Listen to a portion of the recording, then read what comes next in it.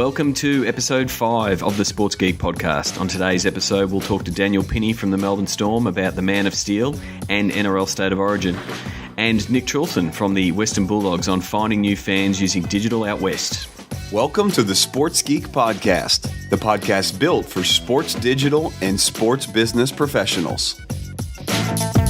And now, here's your host who's reading your tweets right now, Sean Callanan. Thanks, DJ Joel. My name is Sean Callanan from Sports Geek. You can find me on Twitter at Sean Callanan. First of all, an apology. This episode was meant to go up yesterday, but I do think I have a pretty good excuse. I joked in the last, or DJ Joel joked in the last episode that I used more hashtags than Kobe Bryant. That may well continue because during the week playing hoops with my mates, I tore my Achilles, and so yesterday I spent it in hospital getting ultrasound and getting all checked out and getting my foot in plaster, and I'm now booked in for Achilles surgery early next week. So expect a few tweets, and I might even follow Kobe's lead and share the journey of the rehab along the way. So I'll definitely give the disclaimer if I'm going to share any gory stitch type photos, but keeping the feet up here at Sports Geek HQ.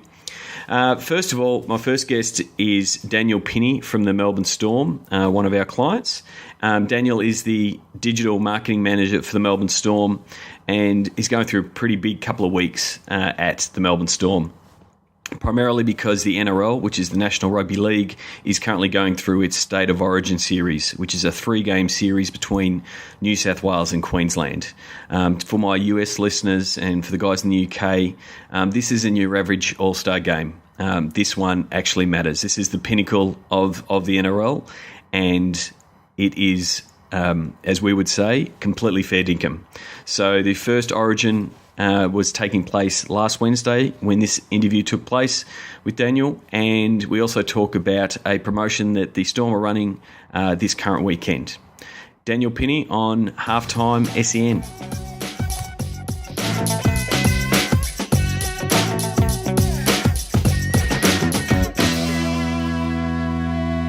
Our sports digital media guru for sportsgeekhq.com. Always on a Wednesday, and he's back again. Shawnee, g'day. G'day, Huff. How you doing? Okay, very well, thanks. You brought in a special guest with you today. Yeah, I have. It's Origin Fever is hit. Has it? And we discussed Origin last year with the Battle of the Hashtags. Looks like they're going to go with one hashtag, but I've got Daniel Pinney in here from the Melbourne Storm. G'day, Dan. Hey, Half. Thanks for having me, mate. Pleasure, mate. Thank you for coming in. Now, the Melbourne Storm, they've got a big week too, because not only is it Origin week, and we're very excited about that, even though we don't really live in New South Wales or Queensland, but we barrack for Queensland anyway, because we've got players there. We've got Cam Smith's 250th on Sunday at Amy Park, which will be very, very exciting. And we've got these Superman tops I'm very excited about. How good are they? How good are they? Now, I didn't even know there was a new Superman movie out until I saw the photo of Cam Smith wearing the top. Well, that's the whole idea. That's a win for somebody. Yeah, so that's the whole idea to sort of launch the movie that comes out on the 27th, I think. 27th of June, Village Cinemas. Yeah, so he's done the plug, get the ching-ching. But yeah, so just pretty much I wanted to talk to Dan about one, I guess the difficulties of promoting a team and promoting all the things you're doing from a club point of view when you've got this massive event that is Origin. Yep. And, half your players, not half your players, but it has been for a while, like we've got five players involved in Origin this year. They're not all on Queenslander. We've got to give a little bit of love to the Blues. Who's on the Blues, Dan? Hoffy's representing the Blues tonight, so we've got to sit on the fence tonight. Yeah, so we've got to give a little bit of love to the Blues, but yep, they are facing an uphill battle. We did talk hashtags last year where there was a mishmash and no one knew which hashtag. It looks like we've settled. Origin is the hashtag, people. Origin. Just Origin. Hashtag Origin. Just use the hashtag Origin and you will be involved. If you don't want to listen to the Origin, then mute that hashtag and it should get rid of most of the traffic on Twitter. Okay. But yeah, so, Dan's job this week has sort of been promoting Origin, but then also promoting Cam Smith and the game coming up on Sunday with the Sharks. So how's that been from a balancing point of view? Yes, it's been a busy week from Monday, from the Man of Steel jersey launch, but still focusing on our players that are representing Origin tonight, still giving them some love, and then should Cam Smith get through tonight's game and he comes back and he plays on Sunday, so we're really celebrating that big milestone. Are you allowed to lean one way in Origin? We try not to, no, especially since we've got Hoffy on the Blues there, but yes. no, we're very Neutral. You're Switzerland. Yes. But you have been asking the Melbourne Storm audience, I guess, via Twitter. So, send at Melbourne Storm a tweet. Tell them whether you're with the Blues with an Up the Blues hashtag, or Queenslander with the Queenslander. Let the Storm know who they're going for. He might lean towards one way if all the Storm fans are leaning in one certain direction. That's a good idea. But he's going to be Switzerland tonight, and it's really just going to be barracking for the Storm guys, and also that no injuries. Because, we do know that Cam Smith is Clark Kent. He will turn up on Sunday. He will bust out with the Man of Steel jersey, and he will play, because it's just a phenomenal effort to be playing on Wednesday and then back it up on a Sunday. I would like to see a phone box, actually, on the field on Amy Park on Sunday. Can you do that for me? Absolutely, yeah, on the sideline. I think that would be Cam to come out of that. Each interchange. We'll do it. There you go. Yeah. There you go. But the digital interaction from the Melbourne Storm people, when we talk about it on SEN, the SMSs go berserk. The Purple Pride thing is going gangbusters. I'm not sure who came up with that, but if it was you, well done, because it works. If it was you, Sean, even better. Well, I can't take credit. We actually asked the fans. It was before Dan's time, but we actually asked the fans. Like, we normally what we do when we're talking to teams, we say, what do people yell out in the stands? And so we go with a Go Pies, a Go Crows, or whatever, and that's just pretty much becomes their hashtag. Yep. But we didn't go, is Go Storm work? We actually asked the fans, and we said, do you want Go Storm? Do you want to, and they came back with Purple Pride. And so because they own that hashtag, they run with it all the time. So, Dan doesn't have to do too much to, tweak that Purple Pride. They'll go and use it as they want. So, but I think this week we're gonna bench Purple Pride. What are we gonna go with this week, Dan? Hashtag Cam250 if he gets up tonight. So from tomorrow, good. Once we hear the injury report, then we'll be running with that in towards Sunday. He's an amazing player, Cam Smith. You get to deal with him lots through the week, I would imagine.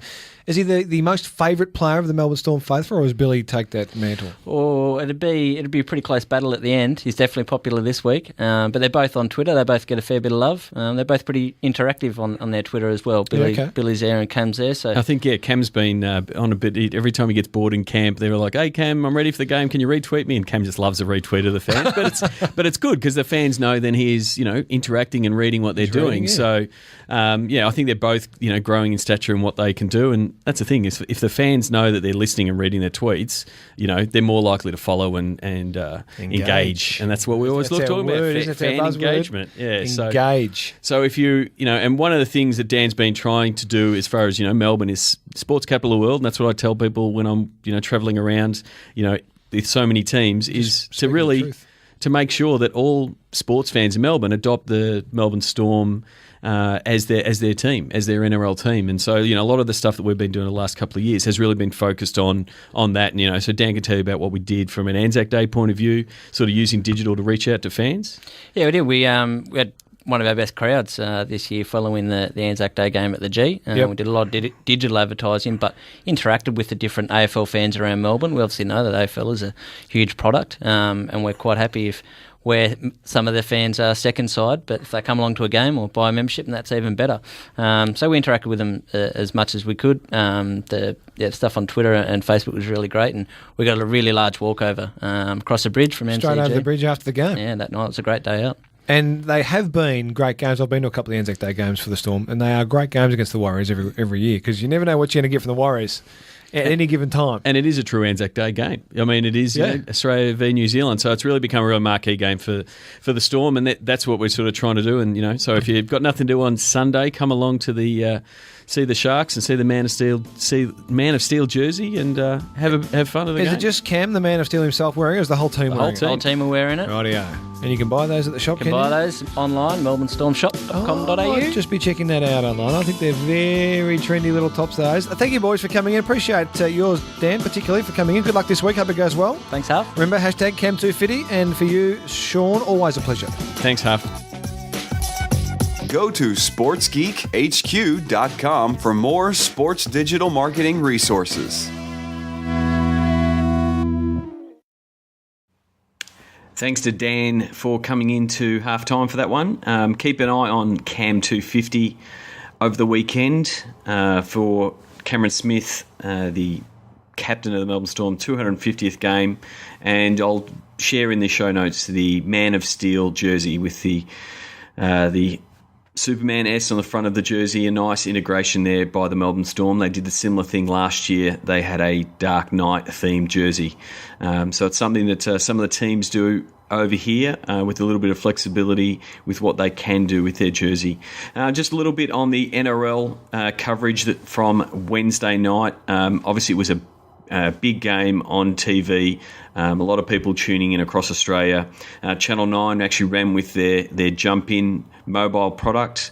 Did very well to actually get a lot of people to download that. It was offering almost near live replays of all things in the game, so a try or a major score. But the main difference was they're actually providing that replay available in slow motion and multiple angles. So it'll be interesting to see how broadcasters like Channel 9 use Jump In. I think it definitely works from a sports point of view, but will there be traction for those kind of products outside the world of sports? From an NRL digital coverage point of view, the guys at the NRL set up a social media command centre, and we're doing a lot of activity on Facebook and Twitter. For mine, definitely from a Twitter point of view, they went a little bit overboard they did a couple of Twitter takeovers during the match, and it just got a little bit too much because most people were concentrating on the game. So with a lot of people just tuning into Origin for the first time, all year, so probably their first rugby game they might be watching, I think there was a little bit too much activity on Twitter, definitely with Twitter takeovers and things like that. But overall, I thought the coverage was pretty good. Like, I think they did a lot of good work sharing the scores and updates on Facebook. They definitely did have a very large contingent there, and I'll share a picture of the social media command centre in the show notes. So my next guest who joined us on ABC Grandstand is Nick Trilson, Chief Commercial Officer at the Western Bulldogs. He's got a strong background in digital and fan development, and he's doing a lot of work to develop a new fan base and attract new fans to the Western Bulldogs out in Melbourne's West using community and digital initiatives. So here is our chat with Nick Trilson on ABC Grandstand with Francis Leach.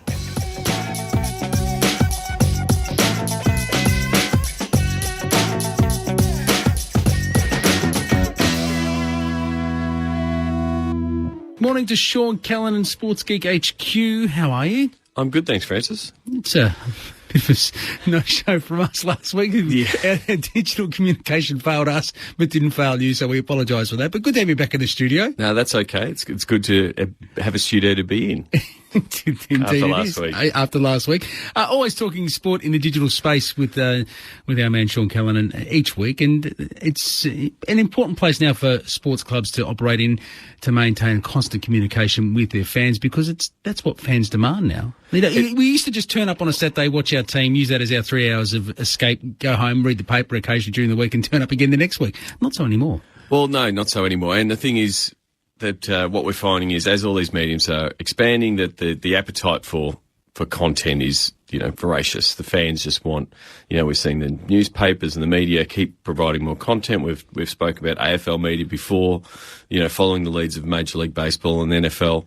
So it is very much a content game, but it is also a means to reach new fans and a growing space in the sports business world is fan development, because, we have got our rusted on, here you go, son, here's your jumper. That's who you're barracking for. This is what this is your lot in life.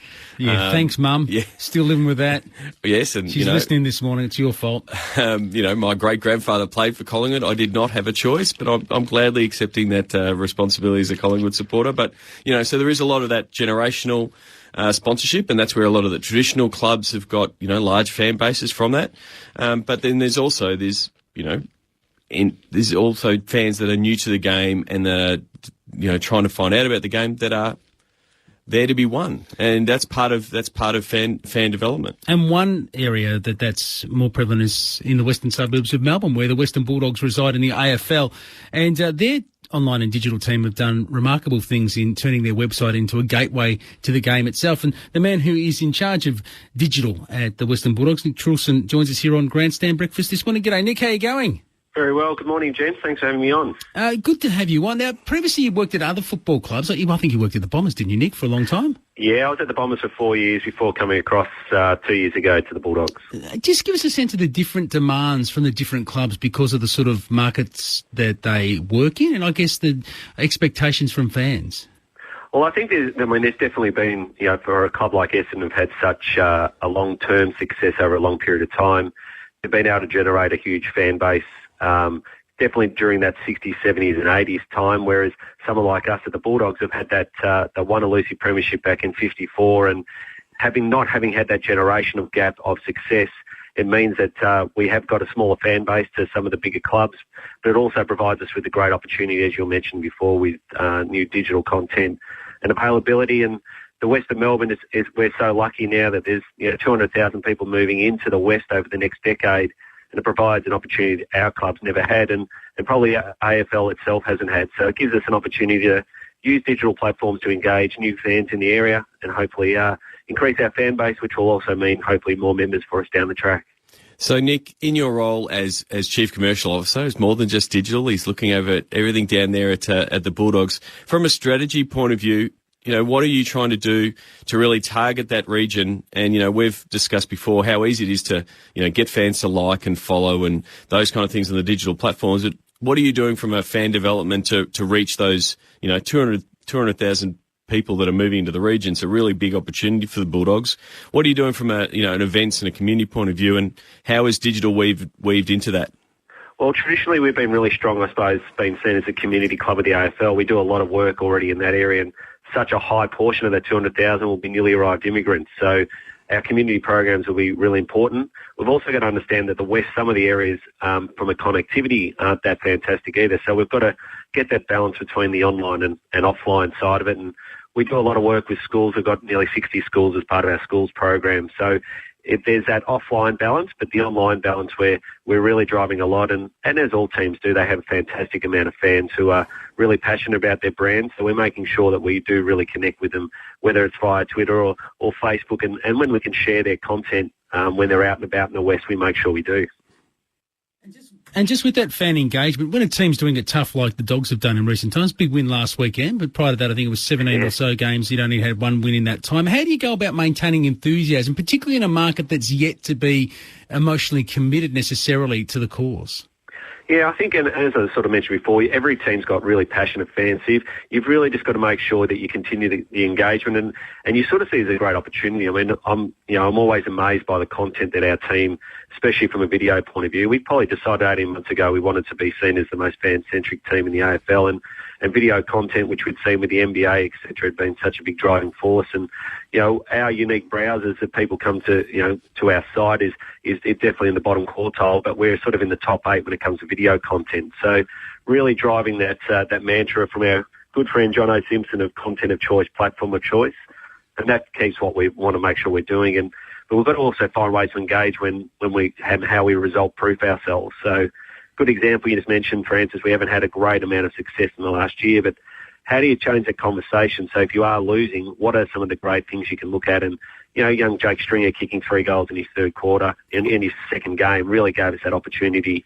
A small thing to show some of his video highlights, which even though we lost the game, fans actually got excited about where we're going in the future. So you change the story, repackage it and send it out there and give people a different view of things. Well, I think making sure our digital team are terrific in making sure they're part of the conversation. So, yes, of course, the conversation might be going one way, but then if you can throw those things in, people actually start to see, well, actually, I can actually see where the Bulldogs are going. They're sticking to their real focus of rebuilding and with their young team. And I think we're lucky that, we've Rovat and Jackson McRae and Stringer, there's 3 kids who played in their first winning game last week, showing that team song after the game with them in the middle of it.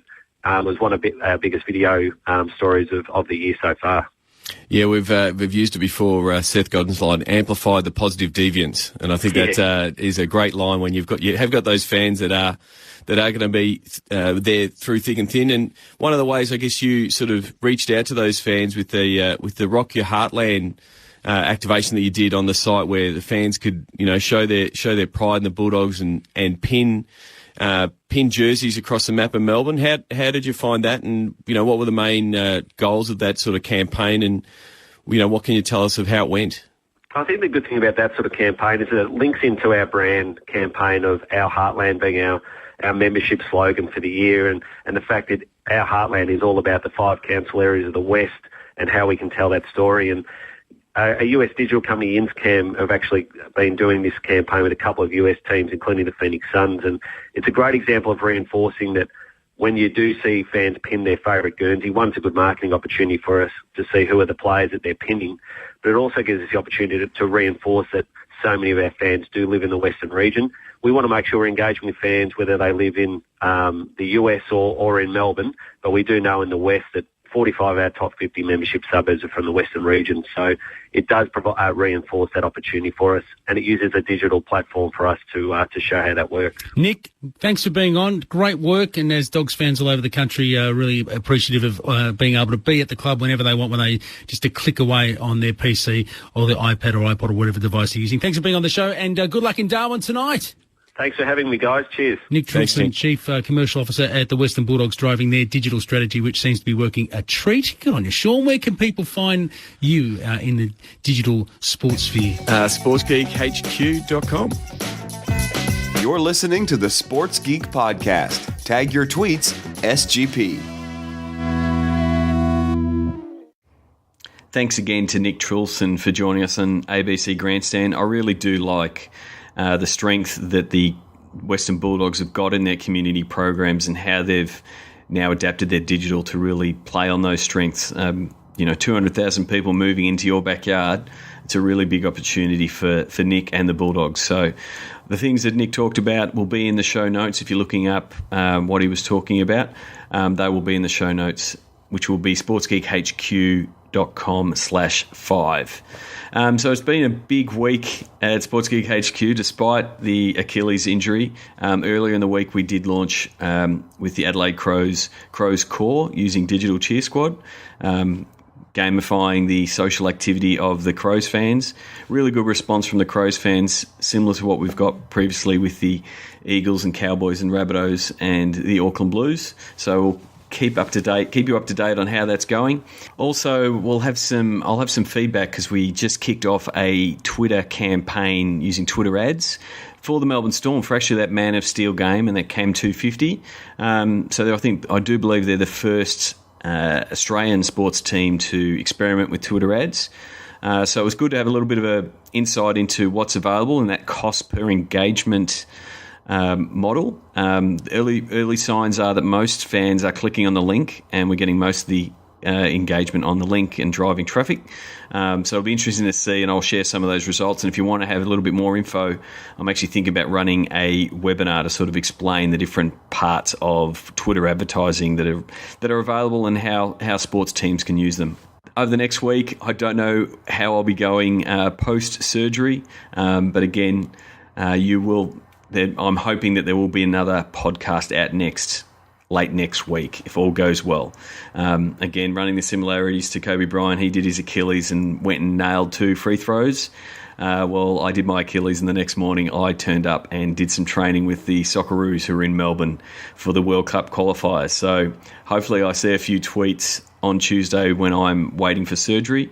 So follow the hashtag #GoSocceroos and see if the players heeded some of my comments and connected with the fans. But they were all pretty good guys, and it was really, really good to talk to a guy like Tim Cahill, who plays in New York in the MLS and one of the big stars in the Socceroos, to really understand how important it is to, one, connect with the fans from a community point of view, but then he did also realise the effect that he can have by sending out a tweet just before the match to say, I'm looking forward to the support, and one to follow up afterwards. So that's it from Sports Geek HQ next week. Hopefully I'll be back on deck, or at least back behind the desk, to record another podcast. Again, thank you very much for all the feedback that I've got from Twitter and emails and the like. I've got a few really good guests coming up over the next couple of weeks. I'm looking forward to speaking to the Oakland Athletics around a promotion they're doing in the next couple of weeks, as well as some other people both in the US and the UK. So you can get all the show notes at sportsgeekhq.com/5. And thanks again for all the people who are sharing and telling other people about the podcast. I really do appreciate it, and I look forward to talking to you next week.